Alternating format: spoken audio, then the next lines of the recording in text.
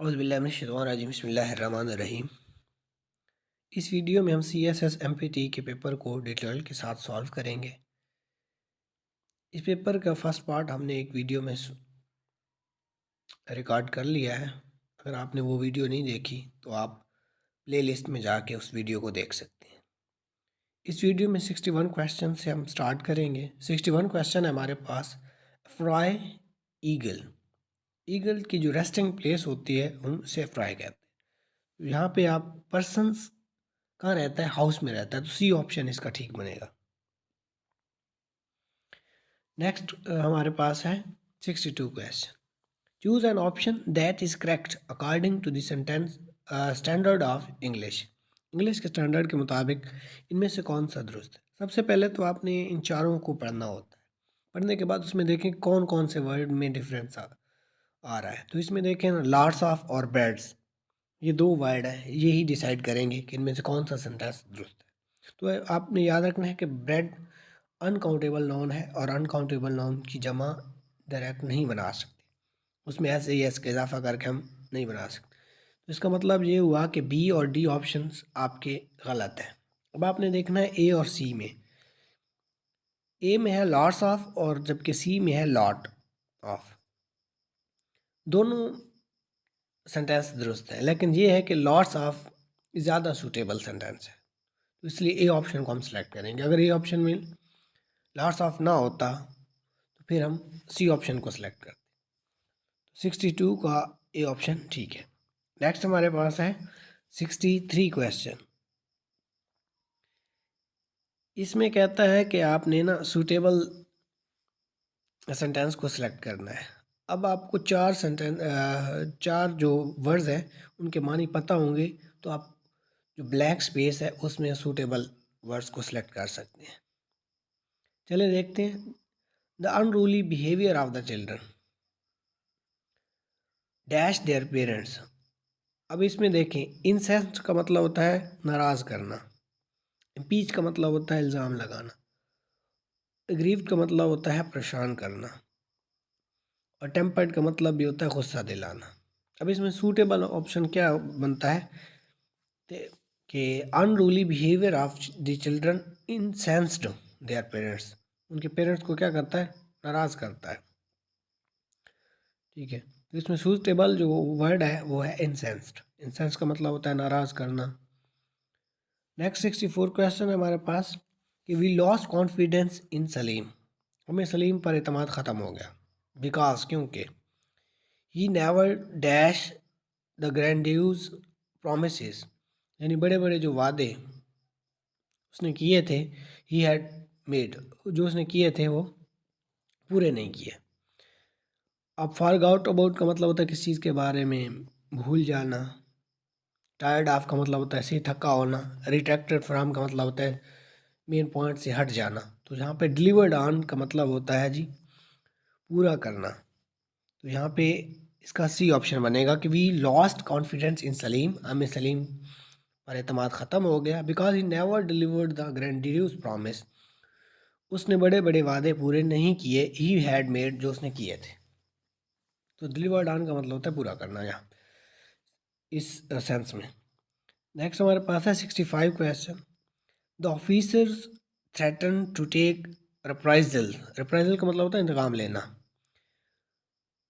Officers ने इंतकाम लेने की धमकी दी। इफ़, अगर, the lives of their man, अगर उनकी आदमियों की जिंदगियां were endangered by the conquered natives, फतह हासिल करने वाले लोगों ने खतरे में डाली। तो इंडेंजर्ड का मतलब होता है खतरे में डालना। डिस्ट्रॉय का मतलब होता है तबाह करना। तबाह करने की सूरत में तो वो धमकी नहीं दे सकता ना। इनहेंस का मतलब होता है बढ़ाना। इरिटेट का मतलब है गुस्सा दिलाना। ठीक है, तो गुस्से का कोई इंतकाम नहीं होता, तो इंडेंजर खतरे में डालेंगे तो उनसे इंतकाम लिया जाएगा। तो C option most suitable answer है। नेक्स्ट हमारे पास है 66। As the dash in Romeo and Juliet, ये ड्रामे का नाम है। Romeo is a hero able to capture the audience sympathy, यानी ऑडियंस की जो हमदर्दी है उसको हासिल करने में कामयाब हो जाता है। By continually professing his love for Juliet, यानी जूलियट के लिए मुसलसल जो मोहब्बत शो कर रहा है। तो यहाँ पे कहता है कि जो ब्लैंक स्पेस है वहाँ पे कौन सा सूटेबल आंसर बनता है। अब इन चारों की मानी देखें ना, प्रोटागोनिस्ट का मतलब होता है जो मेन जो करेक्टर होता है इन द स्टोरी, उसको हम प्रोटागोनिस्ट कहते हैं। एनिग्मा का मतलब होता है पजल, कॉम्प्लेक्स जो होता है, पेचीदा, ठीक है। और फिर ये होता है जी एक्टिविस्ट का मतलब भी होता है सरगर्म। जबकि फैकेट का मतलब क्या होता है, फैकेट का मतलब होता है फॉल्स अपेयरेंस, या किसी बिल्डिंग का जो फ्रंट वाला पार्ट होता है उसको हम फैकेट कहते हैं। तो यहाँ पे जो कोई बिल्डिंग की बात नहीं कर रही की जा रही, कोई फॉल्स अपेयरेंस की बात नहीं कर रही, तो यहाँ पर प्रोटोगोनिस्ट मोर सूटेबल आंसर है इसका। नेक्स्ट है 67, Shakespeare a dash writer entertain audience by writing many tragic and comic plays। यानी शेक्सपियर एक राइटर है, कौन सा राइटर है, प्रोफ्लाई राइटर है। प्रोफ्लाई का मतलब होता है जी काबिल राइटर। जी ड्यूटीफुल का मतलब होता है जी जिम्मेदार। ऑब्स्टेंसी, ऑब्स्टेंसी का मतलब होता है जिद्दी, जिद के मानने में आता है। न्यूमेरिक का मतलब नंबर के हवाले से है। तो यहाँ पे जो मोस्ट सूटेबल आंसर बनेगा वो ये बनेगा प्रोलिफाई। प्रोलिफिक भी हो सकता है, प्रोलिफाई भी हो सकता है, दोनों। नेक्स्ट है 68, आई न्यू फ्रॉम इंगॉज ब्रस्क्यू रिप्लाई। मैं जानती थी from Ignis reply that she was offended by my question. यानी मैं जान गई कि किस चीज़ से, जो ब्रस्क्यू रिप्लाई था, यानी नाराज़गी वाला जो रिप्लाई था इंगाज की तरफ से मैं जान गई कि she was offended by my question, को वो मेरे सवाल से गुस्सा है। तो यहाँ पे ब्रस्क्यू का मतलब होता है जो अखड़ या सख्त जो क्वेश्चन होता है। सीनियस का मतलब होता है गुनाहगार। सिस्टर का मतलब तो बहन होता है। और विवेशियस का मतलब होता है स्पिरिटेड, जानदार रिप्लाई से।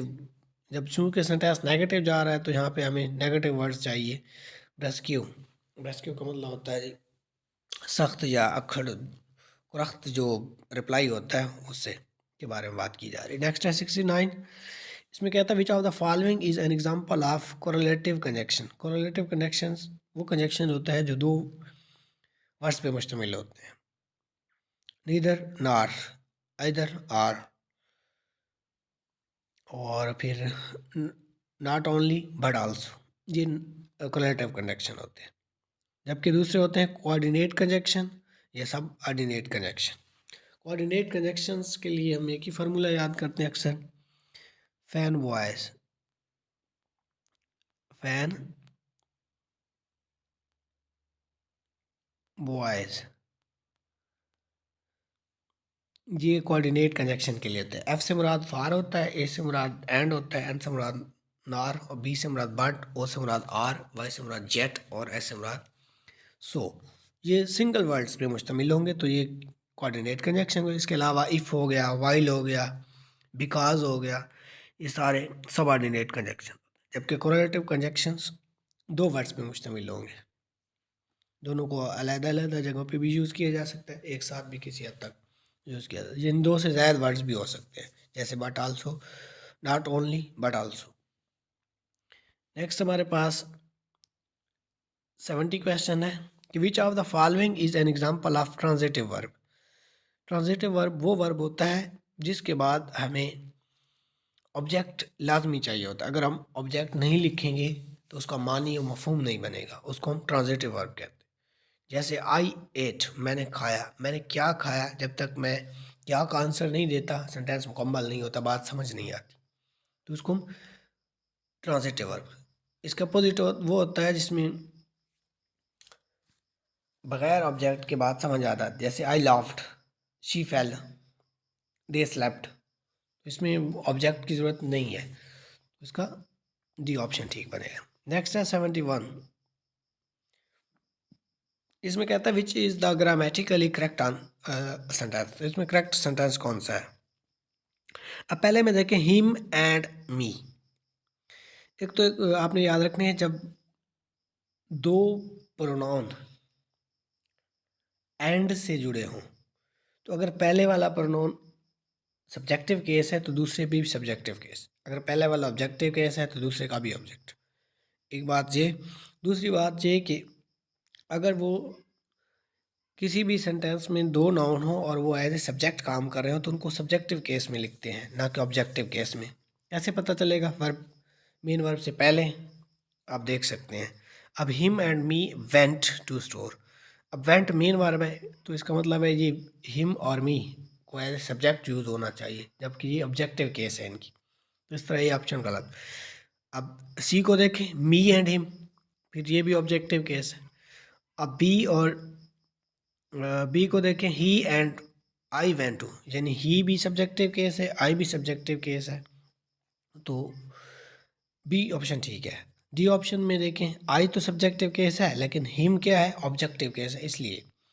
इसके अलावा जब दो प्रोनाउन या नाउन एड से जुड़े हों तो उनके बाद वर्ब जो आएगा वो भी आपके पास प्लूरल वर्ब आना चाहिए, ना कि सिंगुलर वर्ब आना चाहिए। जैसे हम नीदर या नार के लिए यूज़ करते हैं, तो नीदर या नार में हम जो प्रोनाउन होता है वो लास्ट वाले या नाउन को, लास्ट वाले नाउन को देखकर ही हम वर्ब यूज़ करते हैं। अगर लास्ट वाले नाउन सिंगुलर है तो हम सिंगुलर वर्ब लिखते हैं, जबकि लास्ट वाला हमारे पास अगर प्लूरल नाउन है तो हम प्लूरल वर्ब लिखते हैं, यानी जिसमें एस ई एस का इजाफा करते हैं। या वाज वार में से अगर यूज़ करना हो तो अगर प्लूरल होगा तो वर्ब लिखेंगे, अगर सिंगुलर होगा तो वाज लिखेंगे। तो इस रूल को भी याद रखना है यहाँ पे। नेक्स्ट हमारे पास है कि 72 question which sentence uses the correct punctuation. इसमें आपने पंक्चुएशन को देखना है। She said I love you and then hurry up, hung up. She said, अब शी सेड है फिर आई लव यू है, वो मेन बात की जा रही है तो इससे पहले आपको कॉमा चाहिए होता है, जबकि ए में कॉमा नहीं है। बी में देखें शी सेड कॉमा है, आई लव मैं मोहब्बत करता हूँ एंड देन हंग अप। अब इसमें ऑब्जेक्ट नहीं है, ठीक है। सी में देखें she said I love you, अब जहाँ पे कॉमा गलत है, कॉमा पहले शी सेड के बाद कॉमा आता है, फिर इन्वर्टेड कॉमा आता है, तो डी इसमें मोस्ट सूटेबल है और करेक्ट आंसर सर है कि she said I love you. अब चूँकि एंड कोऑर्डिनेट कंजक्शन है, कोऑर्डिनेट कंजक्शन से पहले भी आप कॉमा यूज़ कर सकते हैं, मोस्टली जगहों पे लिखा होता है, बाद जगहों पे। हंग अप का मतलब क्या होता है कि फ़ोन को रख देना। She said I love you, उसने कहा कि मैं आपसे मोहब्बत करती हूँ एंड देन हंग अप, और फिर फ़ोन को बंद कर दिया। हंग अप का मतलब होता है फ़ोन को बंद करना। हग्ड अप अगर कहता है तो उसका मतलब होता है गले लगाना। नेक्स्ट है 73 क्वेश्चन। 73 क्वेश्चन में है कि which sentence is grammatically correct. इसमें कौन सा सेंटेंस ग्रामेटिकली ठीक है? अब देखें John and me are going to. अभी पहले भी बात हो रही थी कि जब दो प्रोनाउन एंड से जुड़ो, अगर वो एक प्रोनाउन सब्जेक्टिव है तो दूसरा भी सब्जेक्ट, अगर उनमें से एक नाउन हो और एक प्रोनाउन हो, अगर दोनों एंड से जुड़े हों तो अगर नाउन को एज ए सब्जेक्ट यूज़ किया गया तो प्रोनाउन भी है को प्रोनाउन की भी हम सब्जेक्टिव केस यूज़ करते हैं, तो इसलिए जॉन एंड आई आर। अब आई के साथ तो आपने अक्सर देखा होगा एम होता है, लेकिन हम जो कि एंड से जुड़े हुए हैं इसलिए हम आर लिखेंगे, जमा वर्ब लिखेंगे जब नाउन या प्रोनाउन एंड से जुड़े हों तो उनके बाद जमा। अगर नाइदर या आर से जुड़े होते तो हम लास्ट वाले को देखते। अगर जॉन, यहाँ पे ये ऐसे होता कि जॉन आर आई, अब हम क्या करते आई एम, जबकि आर नहीं लिखते, I am going to the party. अब सी ऑप्शन में भी यही मी ऑब्जेक्ट है और जॉन जबकि सब्जेक्ट है, तो एज सब्जेक्ट यूज़ करना चाहिए। फिर John and I are going to the party. अब सी ऑप्शन डी ऑप्शन क्यों गलत है? इसमें ये है कि जब भी आपने बात करनी हो तो सबसे पहले आप थर्ड पर्सन यूज़ करते हैं, ठीक है। अब अगर सेकंड पर्सन हो तो सेकंड पर्सन यूज़ करेंगे, फिर थर्ड पर्सन यूज़ करेंगे और लास्ट पे फर्स्ट पर्सन यूज़ करेंगे, ठीक है। जो आई और वी फर्स्ट पर्सन है, यू सेकंड है और बाकी इसके अलावा थर्ड पर्सन है। अगर हमने कोई बात करनी हो तो सबसे पहले सेकंड पर्सन, फिर थर्ड पर्सन, फिर फर्स्ट पर्सन यूज़ करते हैं। तो यहाँ पे वो रूल अप्लाई हुआ है। तो जॉन चूँकि थर्ड पर्सन है, फिर आप वो लिखेंगे फर्स्ट पर्सन। तो John and I are going to the party, तो बी ऑप्शन ठीक बनेगा। फिर 74 है कि which sentences uses the correct pronoun case. तो अब प्रोनाउन केस दोबारा आ गया। हिम और me went to the store, me and, क्योंकि दोनों सब्जेक्ट के तौर पे यूज़ करने हैं तो ही और I went to the store आएगा। नेक्स्ट 75 है कि superficial appearance are show designed to impress one with superiority means. तो इसको हम कहते हैं एग्जॉटिक। बाकी जो है एब्ड्यूरेट का मतलब होता है ज़िद्दी, एडामेंट, ज़िद्दी। ये अक्सर सिनोनिम इसके पूछे जाते हैं, तो आपने याद रखना है कि इसका मतलब होता है जी, एब्ड्यूरेट का मतलब ज़िद्दी होता है, एडामेंट होता है। जबकि एस्थेटिक का मतलब होता है जमालियाती हुस्न, ब्यूटीफुल, चार्मिंग। अब यहाँ पे चूँकि नेगेटिव बात की जा रही है इसलिए हम एस्थेटिक वर्ड पॉजिटिव होता है इसलिए हम यूज़ नहीं कर सकते। एस्थेटिक का मतलब है सुपरफिशियल अपीयरेंस, यानी हद से ज़्यादा आप बनावट जो होती है उसको हम एक्सोटिक कहते हैं, ठीक है। और नेक्स्ट इसमें क्या है, विनियर है। तो विनियर के मानी होते हैं पोशाक, यानी कोई चीज़ जो पहनने वाली होती है उसको। जबकि एक्सोटिक होता है आई कैचिंग, बिजार, एक्स्ट्रा वेगेंट इसके मानी होता है और नेगेटिव यूज होता है। तो एक्सोटिक यहाँ पे सही बनेगा। नेक्स्ट हमारे पास है to set forth is in detail. उसको हम यहाँ पे गलत है। मेटिकुलस का मतलब होता है केयरफुल, कॉशियस होता है, पेंस्टेकिंग होता है। यहाँ पे इसका आंसर बनता है बी, एक्सपाउंड, ठीक है। इसका क्या बनेगा, एक्सपाउंड इसका आंसर है। आपने याद रखना है टू सेट फोर्थ का मतलब होता है सामने लाना, ठीक है। इन डिटेल, डिटेल के साथ सामने लाने को हम एक्सपाउंड कहते हैं, ना कि मेटिकुलस। मेटिकुलस का मतलब होता है जी केयरफुल। क्रेडुलस का मतलब होता है काबिल यकीन। और इनवी का मतलब होता है मजम्मत करना, तफ्तीश करना, उसके मानों में हम लेते हैं। तो एक्सपाउंड का मतलब आपने याद रखना है। इसका मतलब होता है जी सेट फोर्थ, इल्यूसिडेट, एक्सप्लिकेट, इसका मानी होता है। नेक्स्ट हमारे पास होता है कि brown study means. Brown study का मतलब होता है डीप इन थॉट, ख्यालात में जो गर्क होता है ना उसके लिए। मैटर ऑफ डिस्प्यूट का मतलब के लिए हम बोन ऑफ कंटेंशंस भी वर्ड यूज़ करते हैं। बोन ऑफ कंटेंशन या एप्पल ऑफ डिस्कॉर्ड, उसका मतलब होता है कि झगड़े की वजह या matter. Building castle in the air का मतलब होता है हवा में किले तामीर करना, ख्याली पुलाव जो होता है, ठीक है। और इसको डे ड्रीमिंग भी कहते हैं, ख्यालात में रहना। तो आपने याद रखना है कि 77 क्वेश्चंस का जो आंसर है वो है deep in thoughts, brown study का मतलब होता है। नेक्स्ट हमारे पास 70 है कि चूज द करेक्ट सेंटेंस। इनमें से करेक्ट सेंटेंस हमने देखना है कि right a paragraph on.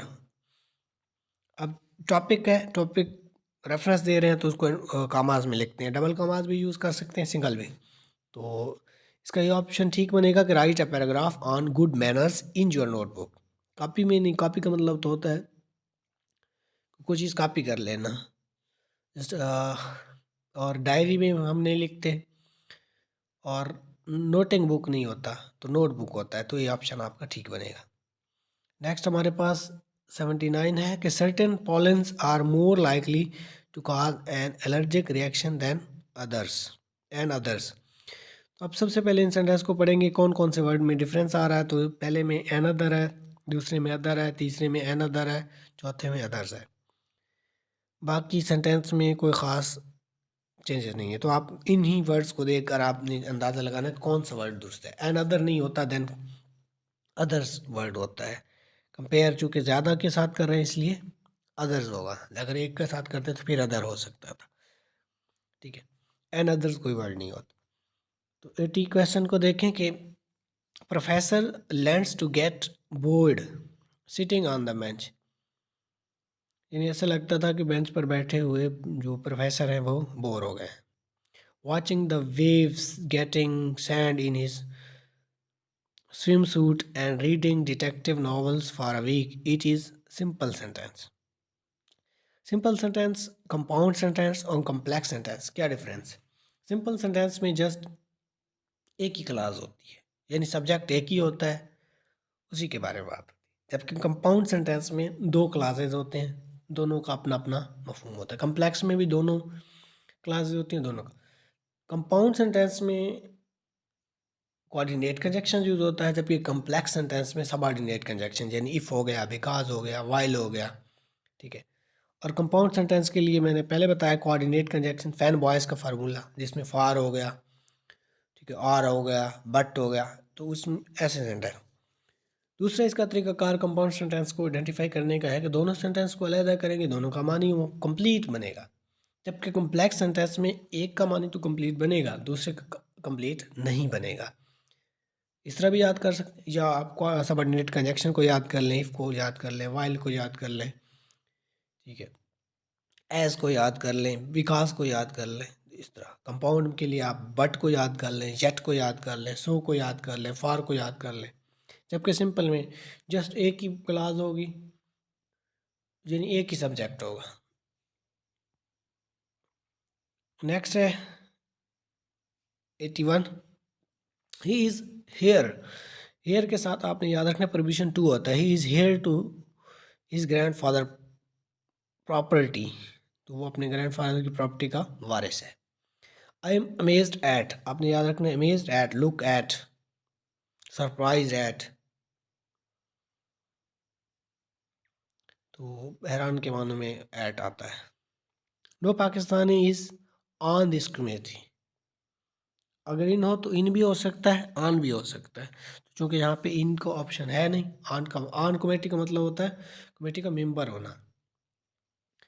Next है हमारे पास she cured me of his help, ठीक है, she cured of me his help, मुझे उसकी मदद हासिल हुई। क्योर्ड का मतलब होता है, क्योर्ड ऑफ का मतलब होता है हासिल होना, तो she cured me of his help, मुझे उसकी मदद हासिल हुई, ये उसने मुझे अपनी मदद दी, इस तरह भी मानी इसका बन सकता है। नेक्स्ट है कि free books should be provided, provided के साथ आपने याद रखना है प्रोवाइडेड टू होता है, किसी को मुहैया करना, तो आपने याद रखना है इसका ये ऑप्शन गलत है। नेक्स्ट 86 क्वेश्चन है हमारे पास, which of the following is synonyms for the word elect. Elect के मानी होता है मुंतखब करना, ड्रॉ आउट हो गया, ऑब्टेन हो गया, एक्सट्रैक्ट हो गया। जबकि बाकियों को देखें, डाइवर्ज का मतलब होता है जी रास्ते से हटाना, स्ट्रे का मतलब भटकना होता है, डिफर का मतलब मुख्तलिफ होना, डिसग्रह, ठीक है, ये सारे उसी के। डिसअपॉइंटमेंट जी का मतलब होता है मायूसी, और फेलियर नाकामी, रिवर्सल दी, तो इसका आपने याद रखना है कि इलेक्ट का जो सिनोनिम्स है वो है ड्राउट, ऑब्टेन, एक्सट्रैक्ट। इसके अलावा सेलेक्ट भी इसका मानी हो सकता है।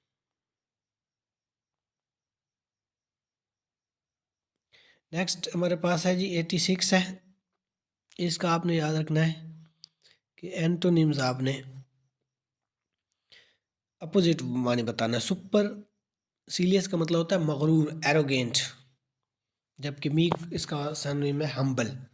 सीरियस के दो मानी होते हैं, सीरियस का एक होता है क्रिटिकल, एक होता है सॉबर। क्रिटिकल नेगेटिव मानी में लाते हैं, जबकि सीरियस पॉजिटिव सॉबर के मानों में लाते हैं। या ग्रेव भी मतलब सीरियस, रेलिवेंट, टेस्ट अमाउंट का वर्ड यूज़ करते हैं। अनइम्पॉर्टेंट का मतलब होता है पाल्ट्री का वर्ड हमने, अनइम्पॉर्टेंट, इनसिग्निफिकेंट।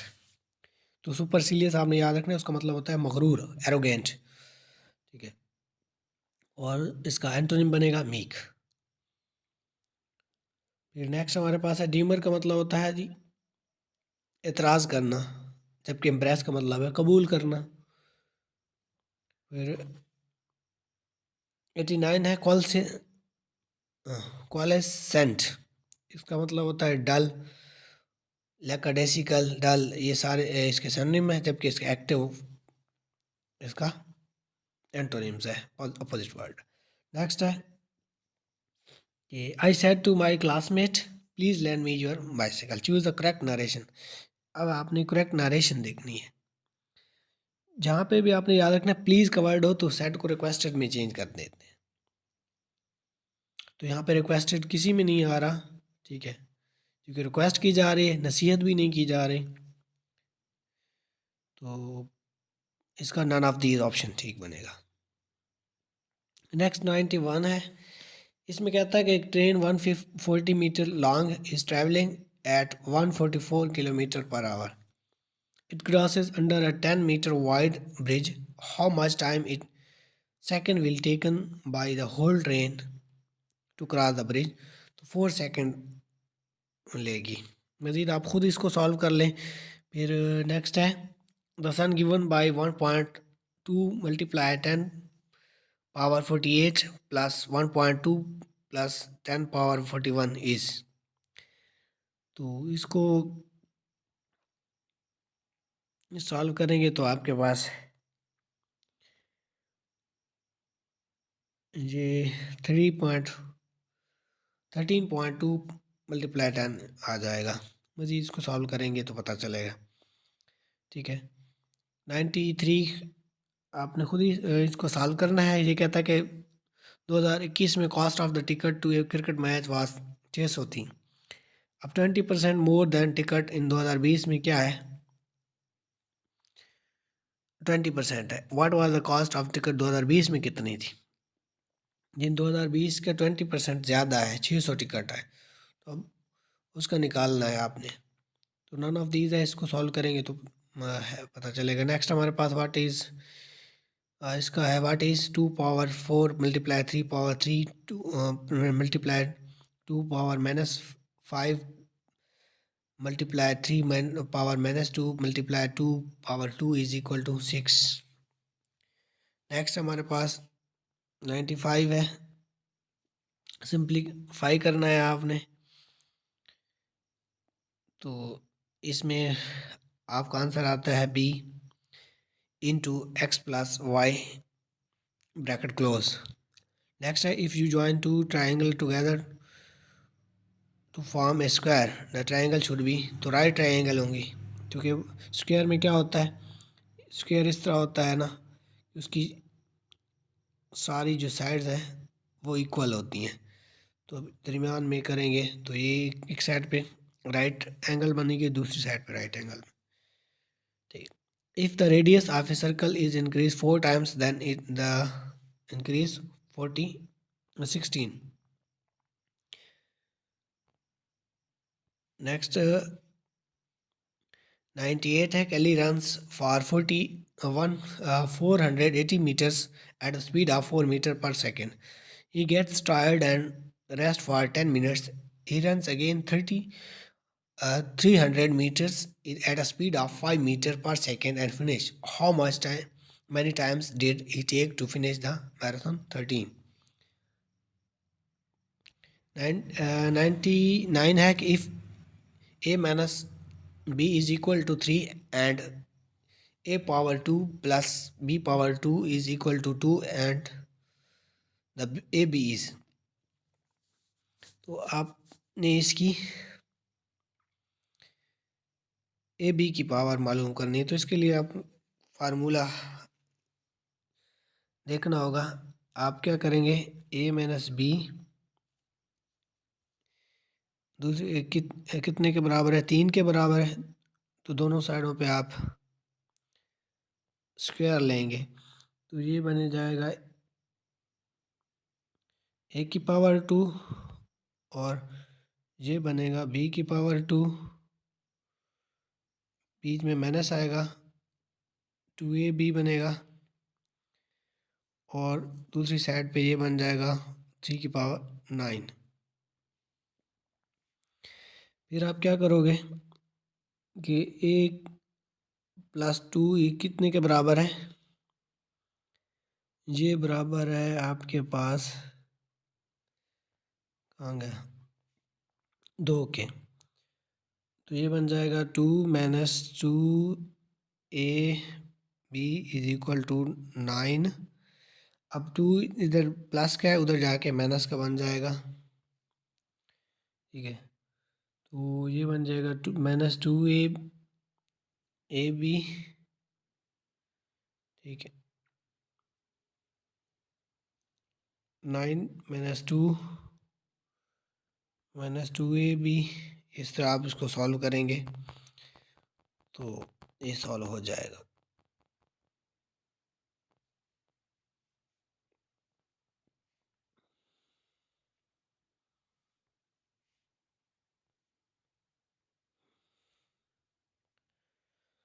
इसका आंसर बनता है -7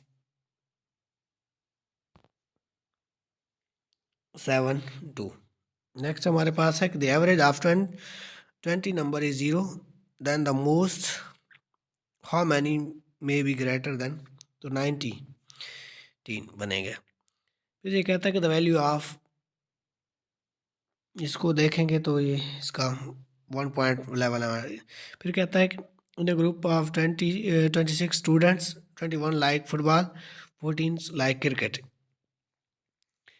What is the number of students who like both the football and cricket? तो इसमें कितने बनेंगे टोटल? 21 फुटबॉल को करते हैं, जबकि 14 क्रिकेट को करते हैं। अच्छा, व्हाट इज द नंबर? तो इसमें 9 आपके पास बनेगा। फिर नेक्स्ट क्वेश्चन है 103 है, there are 1 is 0 8 books placed in 3 bookshelves of library. There are 12 as many books in the history and English shelves combined. There are, तो इसका नन ऑफ दीज ऑप्शन बनता है। नेक्स्ट हमारे पास है 104 है। इसमें कहता है कि A is B sister and C is B's mother, D is C is father, A is D's mother, then how A related to granddaughter है, वो उसकी ग्रैंड डॉटर बनेगी। इसको आप लिख कर आप याद कर सकते हैं कि ये कैसे बनेगा। ये कहता है कि ए जो है ना, वो क्या है, बी की सिस्टर है। और फिर वो कहता है कि जो सी है वो बी की मदर है। तो जो सी है ना, वो क्या है, बी's मदर है। फिर वो जो डी है वो सी की फादर है। अच्छा, फिर ई इज जो है ना, वो क्या है, डी's मदर है। तो अब देखें वो क्या एंड पे क्या कहते हैं, A is D related to D. A और डी का रिलेशन देखें तो डी क्या बनेगी, चूँकि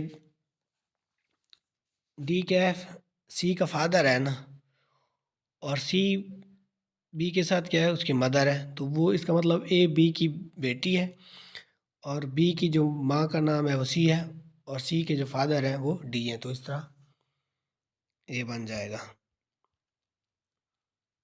ग्रैंड डाटर। फिर कहता है कि in a certain code give A is written as 5 and fail is written as %210, how is leaf in. अब यहाँ पे देखें ना, गिव है,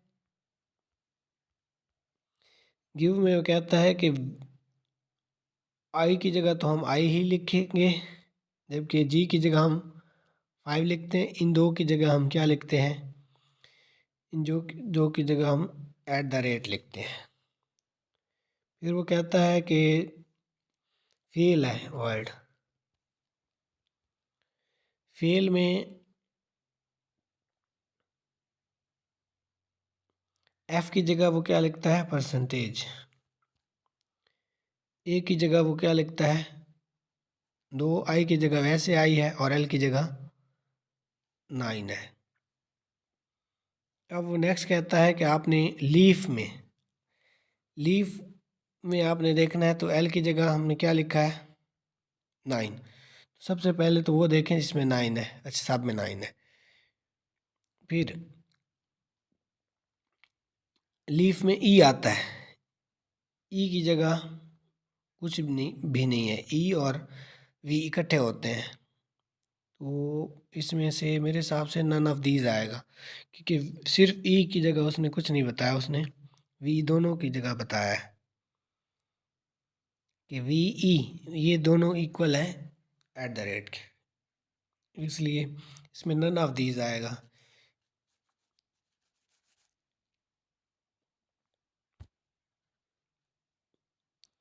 इसका बनेगा ना कि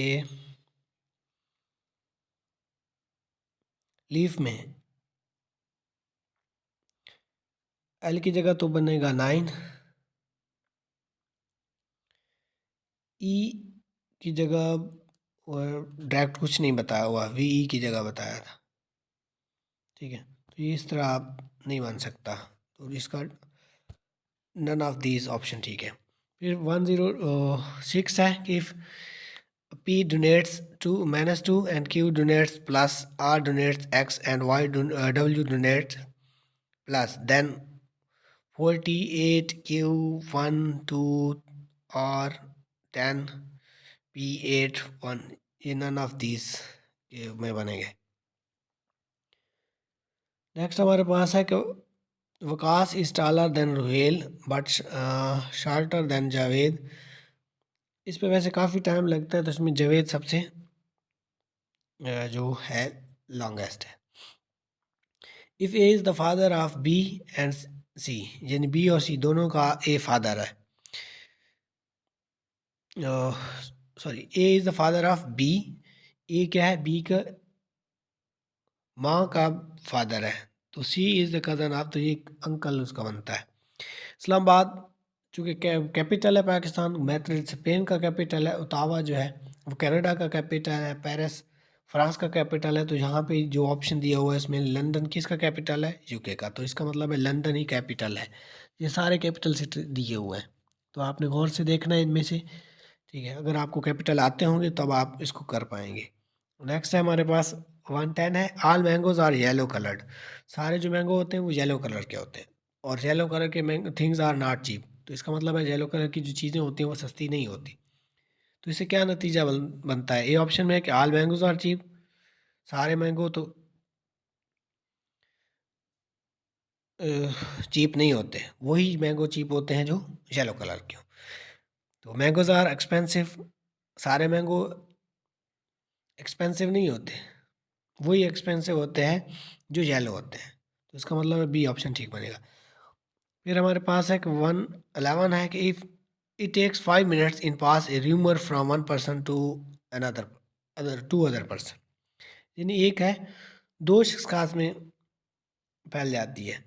इस तरह 5 मिनट में कितने में फैलेगी, तो 181 में आ जाएगी।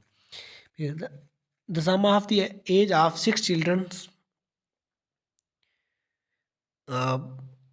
born at interval of 2 years in 60 years, what is the age of youngest child? तो वो फाइव को सॉल्व करेंगे तो हाँ सामने आ रहा है।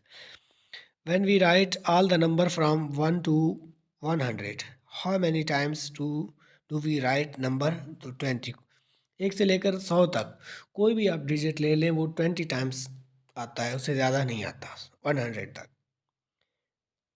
फिर नेक्स्ट है हमारे पास write the number next number of the given series, तो इसमें गिवन सीरीज में नेक्स्ट नंबर हमारे पास 123 बनता है। तो उसमें देखें ना, 1/3 है, फिर जमा 2/9 है, तो 3 का आप क्या ले रहे हैं, स्क्वायर ले रहे हैं। तीन तीन नौ, नौ तीन 27, फिर 27 तीन 81, और 81 इसको 3 से मल्टीप्लाई करेंगे तो 2, यानी नीचे वाले को आप 3 से मल्टीप्लाई करेंगे, ऊपर वाला एक मरतबा 1 आता है, एक मरतबा 2 आता है, तो इस तरह बनेगा। नेक्स्ट हमारे पास है कि arrange the following in a logical order. तो इसको लॉजिकल ऑर्डर में देखें ना, सबसे पहले आपने देखना है कि पहले नंबर पे आते हैं फिंगर आती है, फिर उसके बाद पाम पे जाएंगे, फिर रेस्ट आएगी, फिर एल्बो की जाएंगे, और फिर किस पे जाएंगे, फिर शोल्डर पे। यानी सबसे पहले आप फिंगर के पीछे क्या होता है, पाम होती है, पाम के पीछे क्या होता है, रिस्ट होती है, यानी 4 5 2, फिर एल्बो होती है, और फिर एंड पे शोल्डर होता है। तो 4 पहले आएगा, इनमें से देख लें 4 वाले 2 हैं, तो इसका मतलब है ये 2 कैंसिल हो जाएंगे, फिर आगे चलना है, फ़ौरन इसको कैंसिल कर लें। अच्छा, 4 के बाद क्या आता है जी, 5 आता है, इसमें भी 5 है, इसमें भी, ठीक है। फिर उसके बाद क्या आता है, रिस्ट आता है, इसका मतलब 2, तो पहले में 2 नहीं है, तो इसका मतलब है डी ऑप्शन आपका ठीक बनेगा। इस तरह आप चेक कर सकते हैं। फिर है कि champion can not exist without winning. एक चैम्पियन तभी वो चैम्पियन होता है जब जीत जाता है, सी ऑप्शन। फिर नेक्स्ट है हमारे पास कि if a train runs 180 kilometre per hours, how much distance it cover in 8 hours. D बटा टी फार्मूले को याद करना है, S is equal to D बटा टी, उस फार्मूले का आंसर निकल आएगा। तो सॉल्व करेंगे तो आपको पता चल जाएगा। यहाँ पे नन ऑफ दीज का ऑप्शन लगा हुआ है। नेक्स्ट हमारे पास है 130 है, the sum of 3 consecutive old odd number is 105, what is the smallest number. Consecutive होता है मुसलसल चलने वाले, 33 है, 34 और 35, 3 नंबर है, तो अगर बिलफर्ज मान लेते हैं तो 33 सबसे छोटा है, फिर 35 है, फिर इनका क्या है जी, सम करेंगे तो 105 आ जाएगा। आप इसको डायरेक्ट चेक कर सकते हैं, 33 को जमा करें, 34 को जमा करें, 35 को जमा, अगर 105 बनता है तो फिर ठीक है। अगर इसी तरह आप 37 को जमा करें, 38 को जमा करें, 40 को इस तरह भी कर सकते हैं, क्योंकि उस स्मॉलेस्ट नंबर यहाँ पे कोई दिया हुआ है, तो इसका मतलब है 37 को हम लेते हैं तो 38 और 39 इनको जमा कर लें, आंसर आ जाता है, तो इसका मतलब 37 है। अगर इस तरह 27 को देख लें, 21 को देख लें, डायरेक्ट आप इस तरह कर सकते हैं। फिर हमारे पास है जी 131 है, in the total investment of 1 lakh A share is 20%, B share is 40% of A, यानी ए का 40% है, तो टोटल बी का कितना बनता है। सॉल्व करेंगे तो नन ऑफ दीज का ऑप्शन है, देख ले मैंने सॉल्व नहीं किया। नेक्स्ट हमारे पास है man sold is motorcycle in for 24,000 and earn 20% profit, what was the original price. 20% निकाल लेंगे, यानी इस तरह करेंगे तो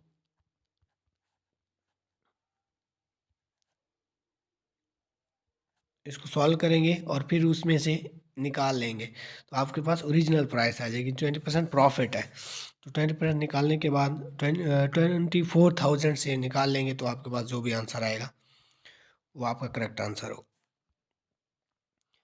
फिर 130 है, एक्सप्रेशन है ए प्लस बी का होल स्क्वायर आपने करना है, तो इसका ए ऑप्शन ठीक है। माइनस तब होता है जब ए माइनस बी का होल स्क्वायर होता, तो फिर आप बी ऑप्शन ठीक कर सकते,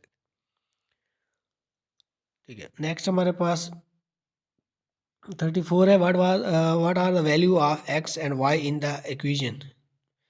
एक्स की power 2 minus X power 2 Y minus 2 Y is equal to 42, और फिर निस्बत है X plus 2 is equal to, इसमें से वो कहता है कि एक्स और वाई की कीमत मालूम करनी है। एक्स की कीमत पहले में निकल आती है, एक्स की कीमत 3 है, ठीक है, क्योंकि इसको X minus 2 is equal to 5, तो यहाँ जमा हो रहा है, तो वहाँ पे क्या हो जाएगा, माइनस का हो जाएगा, तो 5 में से 2 जाएगा तो 3। अब इनमें से चेक कर लें, नन ऑफ दीज का ऑप्शन नहीं है, ये नहीं हो सकता, इसका मतलब है जमा का है तो ये माइनस का है। बाकी आप सॉल्व करें ना करें, इससे भी आपको फ़ौरन पता चल जाता है कि आपका कौन सा आंसर ठीक है। सारे क्वेश्चन मैं सॉल्व नहीं कर रहा क्योंकि टाइम की कमी है। फिर कहता है 135 है 2 टाइम्स ऑफ, इसको आप देखेंगे तो इसका जो भी आंसर ठीक बनता है। वीडियो मेरे हिसाब से काफ़ी लेंथी हो रही है, तो इस वीडियो में बस इतना ही कर लेते हैं। 136 क्वेश्चन 140 तक कर लेते हैं। सॉल्व द इक्वेशन, इसको इक्वेशन को सॉल्व करेंगे तो आपके पास माइनस बन जाएगा। 137 है कि इफ़ a/2 + 4 = 7/2, देन a की वैल्यू आपने मालूम करनी है, तो आप सॉल्व करेंगे आसानी के साथ हो जाएगा। ग्राफ एरिया होता है जी 2πr² होता है। Area of triangle is calculator, formula उसका ये ट्राइंगल का होता है b × h, यानी बेस और हाइट को मल्टीप्लाई करेंगे और 1/2 उसके साथ यूज़ करेंगे। फिर angle that are less than 180 degree and greater than 90, उसको हम ऑब्ट्यूज एंगल कहते हैं। एक्यूट होता है जो कम होता है 90 से। इस वीडियो में इतना ही, मज़ीद इससे आगे क्वेश्चन को सॉल्व करेंगे। तब तक के लिए अल्लाह हाफ़िज़, खुश रहें, खुशियाँ बांटें। पाकिस्तान।